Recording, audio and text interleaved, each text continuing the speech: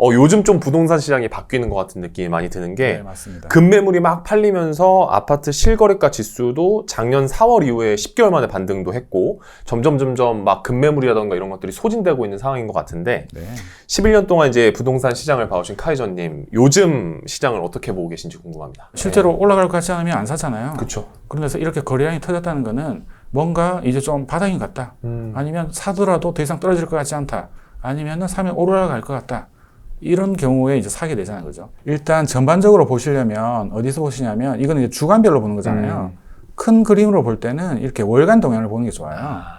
월간 동향을 보시면 월간 동향에 대부분 이제 아파트 투자를 하시니까 여기다 매매 가격 지수로 이제 들어가시고 일단 이렇게 로딩한 시간이 걸리고 그 다음에 이 시간을 자체를 보면 2003년 11월부터 얘들이 이제 그 자료를 입력하기 시작했어요. 이거는 이제 그 KB도 있긴 한데 KB 같은 경우에서는 이렇게 수치로 안 나타내고 숫자로 나와 있어가지고 보기에는 일단 이게 좋다고 보시면 될 것 같고 얘를 이제 월간 단위로 확인을 눌러주시면 이제 얘들에 대한 이제 데이터들이 이제 이렇게 보일 거예요. 요게 지금 전국 단위의 전국 단위로 다 볼 수 거죠? 있어요. 근데 이 전국 단위는 워낙 크니까 보시다시피 여기 2013년 때는 한 55 정도에 시작했는데 얘들이 쭉 올라서 어떻게 보면 이제 장기적으로 거의 10년 정도 올랐잖아요. 그죠? 10년 정도 오른 상태에서 이게 106까지 올라왔어요. 그죠? 최고점이네요. 106에서 보시면은 지금 이제 93.5까지 빠진 상황.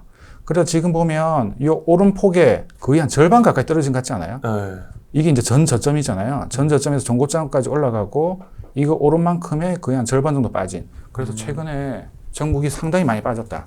얘를 이제 또 시도별로 보게 되면 우리가 이제 서울을 찍을 수가 있는 거예요. 네.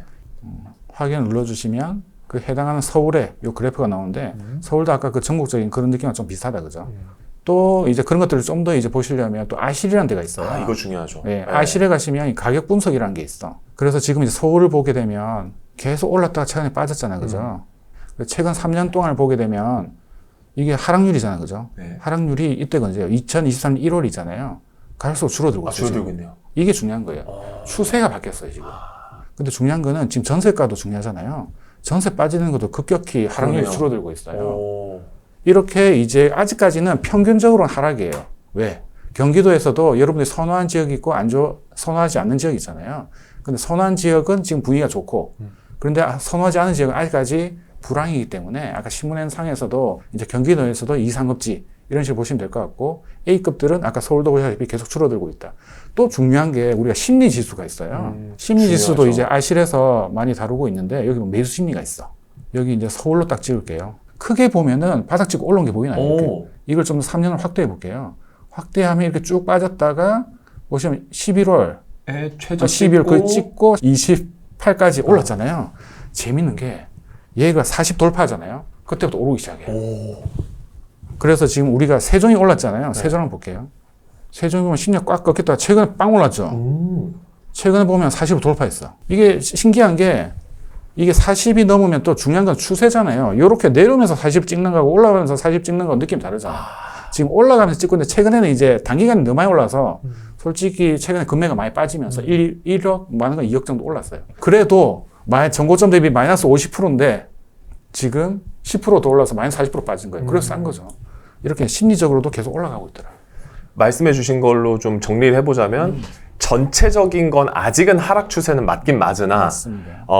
세부적으로 지역들을 봤을 때 상승한 부분들이 있어서 추세가 변환됐다. 추세가 하락 추세에서 이제 상승 추세로 올라갈 수도 있는 국면에 접어들었다. 이 정도로 정리하면 될까요? 맞습니다. 그럼 이제 요즘 막 기사들 뜨는 것 중에서 강남이 이제 슬슬 막 거래가 되기 시작하는 기사들이 막 뜨기 시작하거든요. 네네. 강남이 이제 오르기 막 시작했다고 하는 점은 요즘 부동산들이 변화가 시작되겠구나. 이 징조라고 봐도 무방할까요? 네, 맞습니다. 지금 잠깐 그래프를 보시게 되면 보통 이런 추세를 보이고 있어요. 바닥을 찍고 이렇게 올라가는. 그래서 봤을 때 이걸 최고점을 머리라고 생각하게 되면 이때가 2021년 말이잖아요. 그죠? 이때를 기준으로 바닥까지 왔다가 바닥을 찍고 올라오는 주요 지역들이 전부 다 이렇게 머리를 들고 있어요. 일단 거래가 되고 있는 애들은 많이 떨어졌다가 요 정도 이제 무릎까지 온 이런 상황. 지금 시점이 이제 그 매도자는 바닥 찍고 올라왔잖아요. 절대 바닥 가격에 안 팔아. 그렇죠. 그리고 아까 종부세가 좀 해결됐다고 했잖아요. 어느 정도. 그런 면에서 좀 여유가 생겼어요. 그런데 이제 매수자는 당연히 지금 올라가는 건 알지만 예전에 최저 가격 기준으로 찾고 있거든요. 그게 지금 대치하고 있는 상황이다. 그래서 한동안 이렇게 가다가 거래가 안 됐었는데 최근에 다시 약간 오른 가격도 사람들이 사기 시작했어. 무슨 말이죠? 그런 것들을 지금 이제 좀 볼 수 있는. 슬슬 이제 매수 심리가 개선이 되니까 맞습니다. 점점 강남을 기점으로 강남 근처에 있는 지역들도 서서히 이제 가격을 올려서 사기 시작했다. 네, 뭐 이렇게 보면 될 것 같은데 어떻게 보면 부동산 심리랑 또 가장 우리 무주택자들이나 1주택자들이 가장 연계를 많이 하는 게 또 금리거든요. 그죠. 금리가 올라가고 내려감에 따라서 굉장히 민감하게 반응을 하는데 맞아요. 이제 2달 연속으로 1월 13일 이후에 이제 금리가 더 이상 오르지 않고 있고 네. 이 금리가 오르지 않은 거가 부동산 시장에 어떻게 영향을 끼칠지. 맞습니다. 이 금리는 워낙 이 복합적인 문제가 걸려 있잖아요.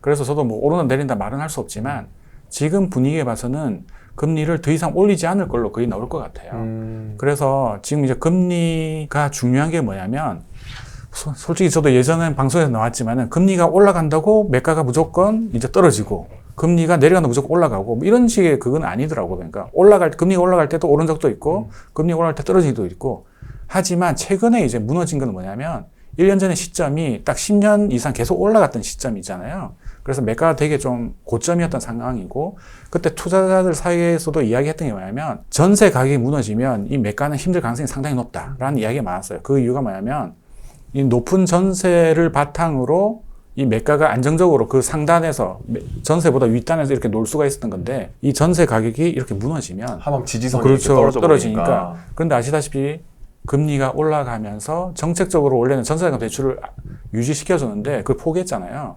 그러면서 전세자금 대출이 올라가면서 사람들이 뭐야 월세보다 더 비싸네. 전세가 더 비싸게 그렇죠. 되는 거니까. 그래서 이제 전세로 있는 게 더 비용이 더 늘어나는 상황이 벌어지기 때문에 월세로 넘어갔던 거죠.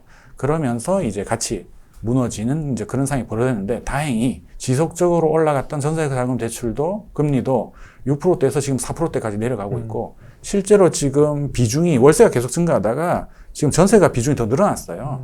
다행히 지금 금리도 지금을 고점으로 더 이상 안 오르는 이야기가 물론 이제 변할 수도 있겠지만 확률적으로는 이제 금리가 안정 시기에 들어와서 좀 괜찮아지지 않을까라는 생각이 드는 거죠. 그러니까 뭐 금리가 오르고 내리고의 직접적 영향이라기보단 금리가 오르고 내림에 따라서 전세 가격의 변동에 의한 또 매매 가격의 변동이 있을 뿐이지 네. 금리가 막 직접적으로 영향을 끼치지 않는다 이런 네, 얘기 네. 해주신 것 같고요. 아직은 가격이 조금 높은 경향이 있는 것 같거든요. 근데 네. 이제 이렇게 비싼 와중에도 지금까지 좀 집 사기 가장 좋았던 시기들의 특징이 있을까요? 집을 살 때 그 좋았던 시기의 특징이 뭐냐면 일단 매매가가 좀 싸야 돼요. 그 절대적인 이제 가격 자체가 들어갈 만한 약간 그런 느낌이 들어야 되잖아요. 그죠? 그리고 이제 그 매가가 충분히 오르고 나서 그 다음에 이게들이 많이 떨어지게 되면 솔직히 어느 정도까지 떨어지는지 모르잖아요. 그죠? 그러다가 어느 순간 더 이상 떨어지지 않고 횡보를 하는 순간이 있어요. 이 횡보를 하는 순간이 어떻게 보면 이제 들어가기 이제 좋은 지점이 될 수가 있어요. 왜? 사람들이 이 정도 가격이 더 떨어지면 계속적으로 들어오는 시기. 그때가 딱 지금 같은 좀 느낌이 들었거든요. 두 번째는 투자금이 적게 들 때. 그 다음에 이제 세 번째 같은 경우에서는 그 메인 지역이 오르고 옆으로 퍼져갈 때. 그래서 어차피 부동산은 비교 학문이기 때문에 예를 들어서 뭐 A라는 지역이 오르면은 그 다음에 옆으로 퍼져나갈 확률이 되게 높거든요. 일반적으로 이야기 많이 하는 게 서울 강남이 오르면 그 다음 뭐 마용성 오르고 마용성 오르면 금천구, 관악구, 구로구 이런 식으로 이제 그 하급지로 계속 퍼져가는 거 있잖아요. 그런 식으로 뭔가 좀 퍼져가는 게 보일 때 이때가 어떻게 보면 투자하기 더 쉬워요. 오르는 거 보고 확인하고 들어가는 게 최초로 오르는 걸 이제 그 찾는 건 되게 어렵거든요. 근데 지금 시기가 이제 밑에서는 이제 세종이 이제 올라가고 있고 수도권에서는 아까 뭐 광명이나 뭐 영통 이런 데만 오르기 시작했잖아요. 과천도 그렇고 이제 그런 식으로 이제 옆으로 퍼져나가는 걸 찾으면은 마음 편하다. 이렇게 생각하시면 될 것 같습니다. 그러니까 첫 번째로는 매가가 조금 횡보를 할 때, 네. 그리고 두 번째로는 투자금이 좀 적게 들어가는 투자 시기, 네. 세 번째로는 대장 지역이 좀 올라가서 옆에 있는 위성 지역들이 네. 좀 같이 따라 올라갈 때가 좀 투자하기가 그리고 또 좋다. 한 가지가 더 있는데 아까 네. 잠깐 이야기 나온 금리하고 그다음 세금과 같은 약간 정책적인 게 주변 환경 이걸 백그라운드로 가잖아요. 이런 것들이 투자 환경이 좋을 때. 그래서 이제 시기를 예전하고 지금과 비교해 보면 지금으로 한 10년 전 시기 같은 경우에서는 12, 13, 14 뭐 이때 그때도 지금과 비슷하게 매가가 쌌어요. 그때는 7, 8년 동안에 떨어지면서 이제 오랫동안에 한 20% 빠진 거고 지금은 1년에서 1년 반 정도 한 20%, 그때보다 1%인가 2%인가 더 많이 빠졌어요. 평균으로 봤을 때. 그래서 둘 다 가격은 싼 상태고, 그 다음에 두 번째로 보면 투자금 같은 경우에서는 그때는 오랫동안 안 오르니까 전세 가격만 올랐잖아요. 집을 안 사니까. 그래서 지금 말하는 갭이 되게 작았어요. 붙어 있었죠. 그렇죠. 근데 7, 8년 동안 안 오르다 보니까 사람들이 안 사, 겁나서. 그런 식이었고, 지금은 가격은 많이 떨어졌는데 전세 가격이 여전히 또 낮잖아요. 그러니까 못 올라왔어. 이게 숙성이 안 된 거예요. 1년밖에 안 되니까. 그래서 투자금이 많이 들어간다. 그와 같은 이제 투자금 같은 경우에는 뭐 각자 고민해야 되는데, 이 대출을 받을 수 있으신 분들은 만약 적극적인 투자, 만약 오른다는 가정하에서는 대출 받아서 하시는 거고, 근데 지금 솔직히 옛날에 비해서는 갭 투자가 안 돼요. 투자금이 너무 많이 들고, 막 10억이면 전세가 5억밖에 안 되니까, 그죠? 그런 경우에는 뭐 적극적으로 다른 뭐 대출을 일으키든지 이렇게 하든지, 금리나 세금은 그때가 당연히 좋았죠. 5년 동안 안 오르니까. 그 역사적으로 유명한 사건이 있잖아요. 1주택자의 물건을 사게 되면 5년 동안 비과세해주는. 그때는 하우스푸어가 또 사회적 문제였기 때문에 뭐 지금은 그런 건 없잖아요. 그죠? 그래서 그때보다는 지금 여전히 세금적인 이런 문제가 발생했던 거죠. 이게 이제 1년 만에 박살나서 그런 거예요. 뭔가 정책적으로 하기에는 시간이 좀 짧은 그런 상황입니다. 그럼 이제 좀 개인적으로 궁금한 게 네. 지금 가격이 어느 정도 와 있는지가 좀 궁금한데 사람 기준으로 머리 꼭대기가 이제 최고점이고 네. 발끝이 이제 최저점이라면 지금 어느 정도 위치에 와 있다고 생각하세요? 제가 봤을 때는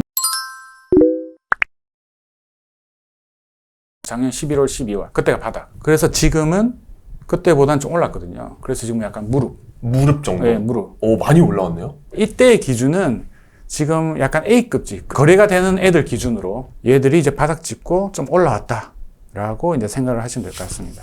저 같은 이제 무주택자, 1주택자들, 그냥 개인들은 말씀해 주신 것처럼 무릎에 왔는지, 뭐 어깨까지 왔는지 이걸 판단하기가 되게 어려운데 네. 많은 전문가분들이 얘기를 해주시는 게 전세가율을 보면 언제 사도 되는지를 좀 가늠할 수 있다라고 하는데 집을 사기 좋은지 안 좋은지에 대해서 전세가율이 좀 좋은 기준이 된다고 생각하시나요? 전세가율은 말 그대로 그냥 수단이에요. 툴, 도구.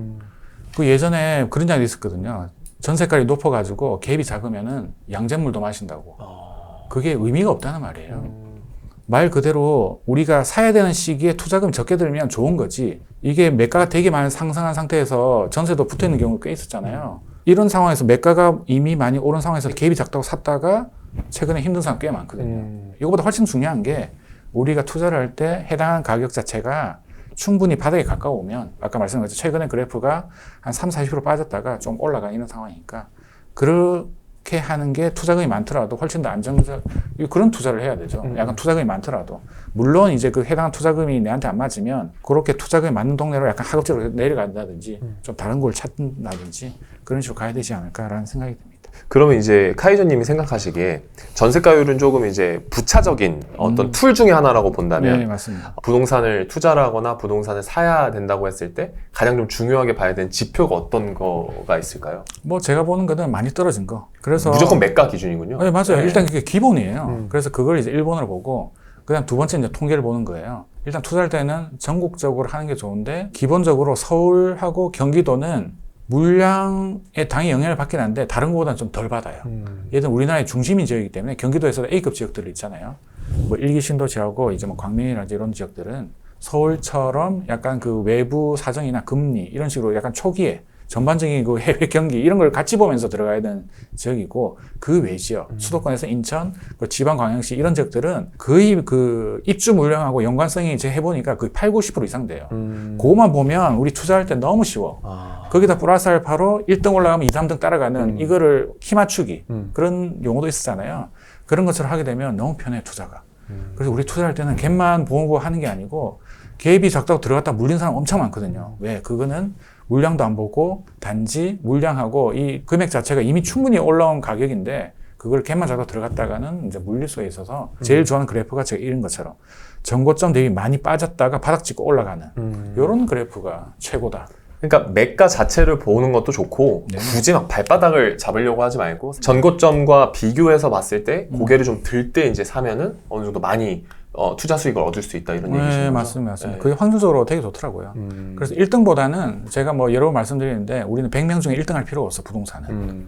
1등 하다가 꼬일 수가 있어요.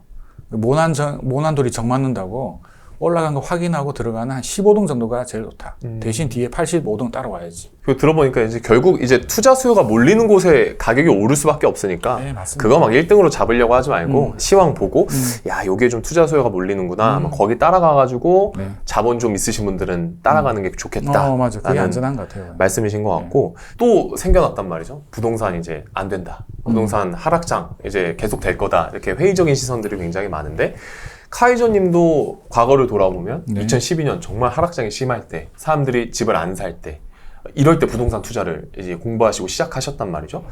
오히려 하락장에서 투자를 하는 게 더 좋다라고 생각하신 것 때문에 그때 투자를 하신 건지 그게 좀 궁금하네요. 그때 들어갈 때는 저도 당연히 몰랐고요. 지나고 보니까 그때가 쌌잖아요. 그죠? 그래서 그 당시를 회상하면 사람들이 일반인들은 아무도 투자를 안 했어요. 이때 일반인은 그 회사 동료, 친척들, 뭐 부동산 이야기하면 미쳤냐고, 그거 왜 사냐? 약간 이런 분위기였거든요. 그런데 이제 투자자 세계에서는 이거 잘하면 되겠다 이런 이야기가 좀 많았어요. 왜 그러냐면 들어갈 때 당시 12년 그때는 계속 이제 떨어지는 시기라서 사람들이 이거 자꾸 더 떨어지면 힘들잖아요. 그래서 경매로 들어가서 아예 더 싸게 받지 않은 한은 잘 안 들어갔어요. 그러다가 어느 정도 13년? 14년 정도 되니까 이제 떨어지는 게 멈추고 매도자가 물건이 하나짜리를 만약에 매수자 사게 되면 어느 동안 비과세. 이게 어떻게 보면 바닥이 된 거죠. 지나고 나서. 이 정도 되면은 거의 이제 그 바닥을 친 거다. 정부에서 적극적인 의지를 보이고 있기 때문에 그러다가 이제 전세가도 올라가니까 투자금도 적게 들고 어쨌든 지나고 보니까 그 당시에는 사면 안 되는 시기였는데 그때는 경매만 했었고 지나가다 보니까 정부에서 그런 대책이 있었는데 이때가 절호의 기회다 하면서 투자금 적게 되니까 들어갔던 거죠. 그래서 그냥 주변 따라간 거예요. 근데 그거를 일반일 때 한 게 아니고 투자자 모임이 있으니까 그런 정보를 듣게 되는 거죠. 또 들어보니까 또 맞는 것 같아. 지나고 보니까 그게 맞았고. 그래서 어쨌든 이제 그 싸게 들어갈 때 하는 게 좋긴 한데 그 당시에는 뭐 가긴 쌌죠. 근데 1년 지나 보니까 더 이상 안 떨어지는 거 보니까 이때 진짜 바닥인 것 같다 이런 느낌이 들었던 거죠. 그러면 카이저님이 생각하시기에 하락장에 좀 부동산을 공부해야 하는 이유 한 가지 정도만 꼽으면 어떤 게 있을까요? 계속 하락하지는 않을 거니까요. 이게 어느 순간에는 바닥을 찍을 거잖아요. 이걸 미리 공부해 놓으면 어떤 정책이 나오면은 사람들이 되게 빨리 이동해요. 그 이동을 그냥 공부 안 하고 있는 사람이 갈 수가 있을까요? 아니면 미리 공부를 하고 이런 상황이 될 거를 지나고 보니까 정책이 예상이 돼. 그러니까 뭐 하락장이라고 지금 당장 아파트 사고 지금 당장 부동산 사는 게 중요한 게 아니라 뭐 멀리도 아니고 딱 한 스텝 정도만 예측할 수 있도록 공부만 해놓으면 정말 좀 수월하게 네. 이렇게 투자 수익을 낼 수 있다. 맞아요. 네. 그래서 이제 최근에 나왔던 가장 큰 장점 그 대책 중에 하나가 중도금 대출 나오는 거하고 무순위 청약할 때 지방에서도 자기 거주지 아니어도 되고 그 다음에 이제 다주택도 가능하는 거 요걸 아는 사람들만 그 들어갔을 거잖아요. 그래 한 번씩 이슈가 날 때마다 정리를 해야 돼요. 정리하면서 자기가 정리하기 힘들면 그런 거 정리해 주는 사람이 있어. 그걸 빨리 찾아서 자기 걸 만들어야 돼요. 뭐 블로그를 보든. 그렇지. 네. 분명히 올리거든요. 유튜브를 보든. 그것들이 내한테 적용할 수 있는지를 계속 캐치해 나가야 돼요. 근데 그냥 흘리지 말고 그거의 의미를 알아야 되는 거죠. 그걸 많은 사람들이 아는 순간 이 정보력은 이제 떨어지는 거죠. 그래서 월부가 있고 월부에 또 카이저님이 나와주신 거 아니겠습니까? 네, 맞습니다. 요거 보시면 됩니다.